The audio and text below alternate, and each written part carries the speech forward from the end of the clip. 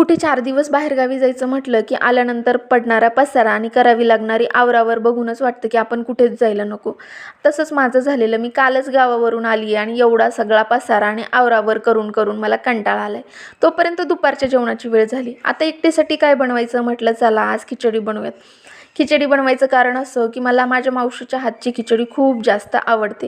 आता ती सर्व याच्यात बेसिकच टाकते, कांदा, टोमॅटो, हिरवी मिरची, बटाटा वगैरे, पण खूपच जास्त छान चव लागते. आम्हाला सगळ्यांनाच लहानपणीपासून तिने बनवलेली खिचडी खूप जास्त आवडते. आता तिच्यासारखी बनवायचा प्रयत्न केला पण तशी काही झाली नाही, पण ठीकठाक होती. मग छानपैकी लिंबाचं लोणचं, खिचडी असं जेवण केलं आणि मस्तपैकी एक झोप घेतली. आता नाईट शिफ्टला जायचं आहे, पण त्याच्या आधी म्हटलं की बरेच दिवस झालं मला ही कोरफड लावायची होती. कोरफड लावायचं कारण असं की ही आपल्या केसांसाठी खूप छान असते आणि हेअर ग्रोथला देखील ही मदत करते, प्लस केस सिल्की देखील ठेवते. आता आमच्या गार्डनमध्ये बघा हे टोमॅटो आलेत.